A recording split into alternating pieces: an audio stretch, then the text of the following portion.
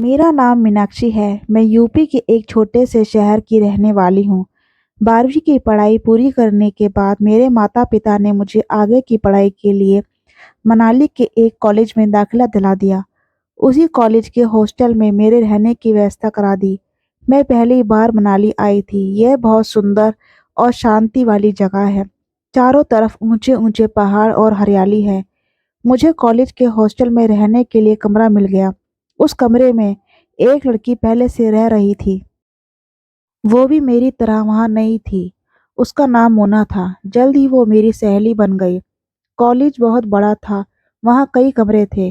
वो एक सुनसान इलाके में बना था, इसलिए रात के समय वहाँ और ज़्यादा सन्नाटा पसर जाता था। मेरे कमरे के पीछे एक कब्रिस्तान बना था, जो मेरे कमरे की पिछली खिड़की से दिखाई देता था। इसलिए मैं और मोना कमरे की खिड़की पर पर्दा लगा के रखते थे। कॉलेज से फ्री होकर अक्सर मैं और मोना मनाली की खूबसूरत वादियों का लुत्फ उठाने के लिए बाहर घूमने चले जाते थे।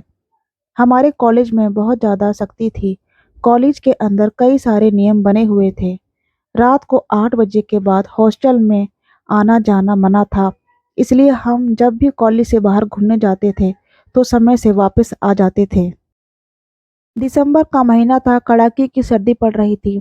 हमने पिक्चर देखने का प्लान बनाया। हम मूवी देखने के लिए चले गए। पिक्चर 6:30 बजे खत्म हो गई। हम पिक्चर देखने के बाद डिनर करने के लिए चले गए। खाना खाने के बाद जब हम लौटने लगे तो बर्फबारी शुरू हो गई, जिसकी वजह से हम लेट हो गए। जब हम हॉस्टल पहुंचे तो रात के 8:30 बज चुके थे। हॉस्टल का गेट बंद हो चुका था।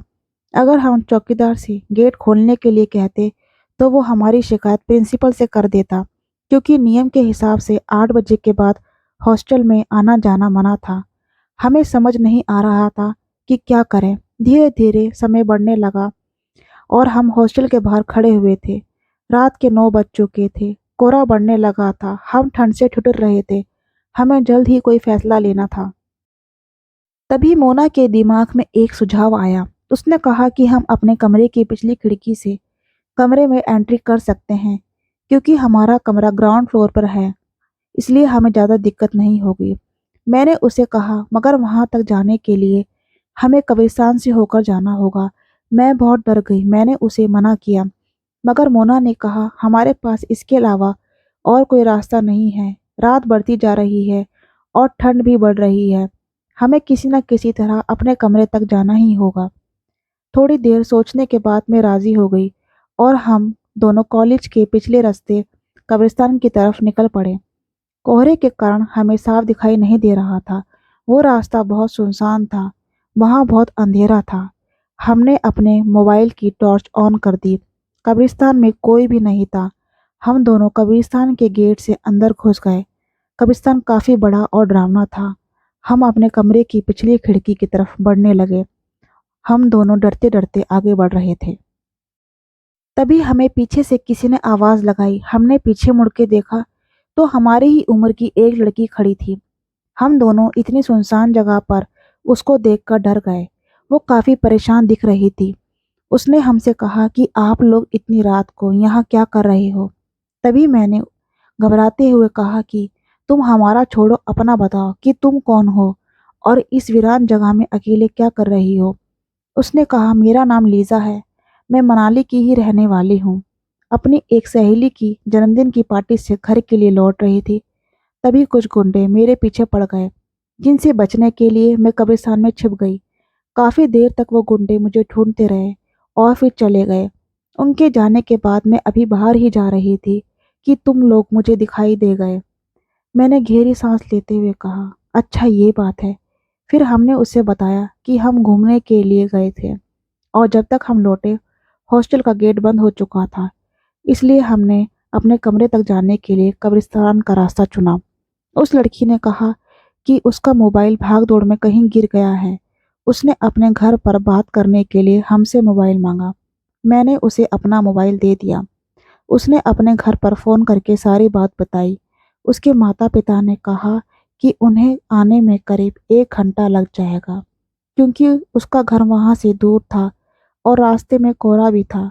उस लड़की ने हमसे कहा, क्या मैं 1 घंटे के लिए आपके साथ आपके कमरे पर चल सकती हूँ? उसने कहा, जैसे ही मेरे माता पिता आ जाएंगे मैं चली जाऊंगी। बाहर बहुत ठंड थी। हमें उस लड़की पर तरस आ गया। हमने कहा, ठीक है, तुम हमारे साथ चल सकती हो और अपने माता पिता का आने तक का इंतजार कर सकती हो, मगर तुम्हें हमारे साथ खिड़की से कमरे तक जाना होगा, और जब तुम्हारे माता पिता आ जाएंगे तो तुम्हें खिड़की से ही बाहर जाना होगा। वो राजी हो गई और हमारे साथ चल दी। हम तीनों खिड़की से कमरे में चले गए। बाहर काफी सर्दी थी। मैंने कमरे में जाते ही रूम हीटर ऑन कर दिया। मोना और मैं हीटर के पास बैठ गए।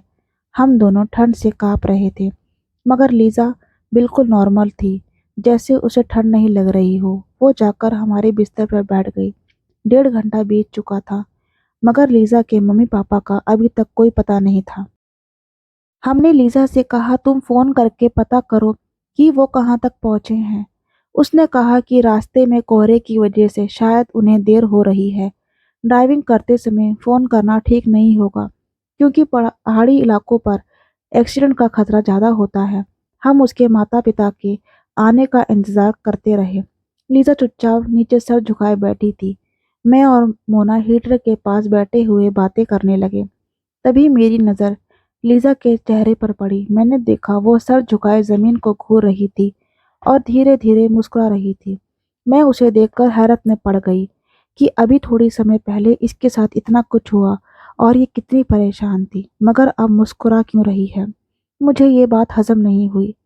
मैंने मोना को इशारे से उसकी तरफ देखने को कहा। हम दोनों बड़ी हैरत में पड़ गए कि कोई इतनी मुश्किल हालात में कैसे मुस्कुरा सकता है। तभी मोना ने उसे कहा कि काफ़ी समय हो गया है, तुम्हें अपने माता पिता से बात करनी चाहिए।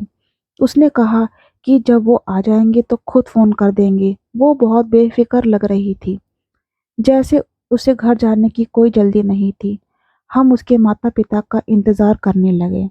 जब रात के 12 बज चुके थे, 2-4 बार हमने उससे बात करने की और कोशिश की, मगर अब वो हमारी किसी बात का जवाब नहीं दे रही थी। हम समझ गए थे कुछ तो गड़बड़ है। मैं और मोना चुपचाप वॉशरूम जाने के बहाने कमरे से बाहर निकल गए और हम बाहर निकलकर बात करने लगे कि आखिर माजरा क्या है।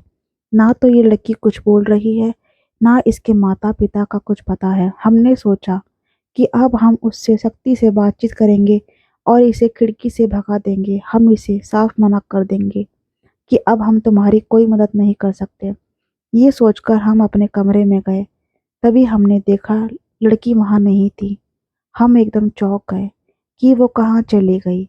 हमने सोचा शायद खिड़की से चली गई होगी, मगर खिड़की अंदर से बंद थी। इसका मतलब ये था कि वो खिड़की से बाहर नहीं गई। हमें कुछ समझ नहीं आ रहा था। हम उसे हॉस्टल में ढूंढने लगे, पर वो हमें दिखाई नहीं दी। हम बहुत थक चुके थे। हम जाकर कमरे पर सो गए। सुबह हमारी आंख देर से खुली। हमें लगा शायद कॉलेज में अब तक सबको पता चल चुका होगा कि कोई बाहर की लड़की कॉलेज के अंदर आ गई है, लेकिन बाहर सब नॉर्मल था।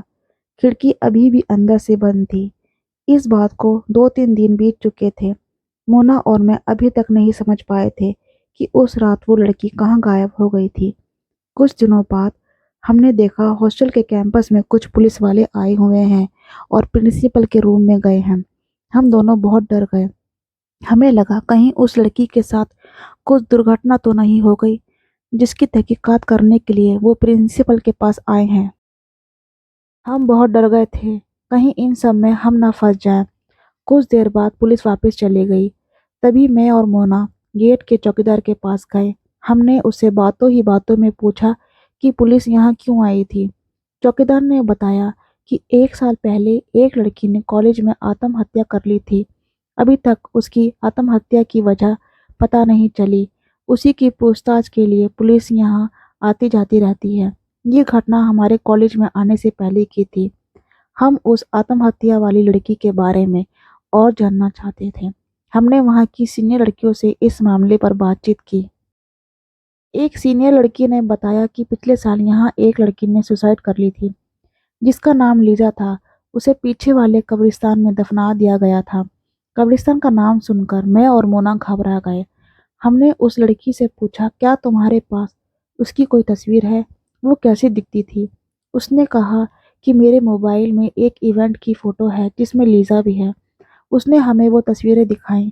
उसे देखकर हमारे होश उड़ गए। ये लड़की वही थी जो हमें कब्रिस्तान में मिली थी। मोना और मैं समझ चुके थे। उस रात जो लड़की हमें मिली थी, वो लड़की नहीं, उसका भूत थी। लीज़ा की आत्मा भटक रही थी। शायद कब्रिस्तान में जाने की वजह से वो हमें दिखाई दी। हम दोनों बहुत डर गए थे। उसके बाद हम खिड़की बंद करके सोते थे, मगर खिड़की पर कभी-कभी उसकी परछाई दिखाई देती थी। कुछ समय बाद हमने कमरा बदल लिया और हम हॉस्टल के दूसरे कमरे में चले गए। आज भी जब मैं वो किस्सा याद करती हूँ तो डर जाती हूँ।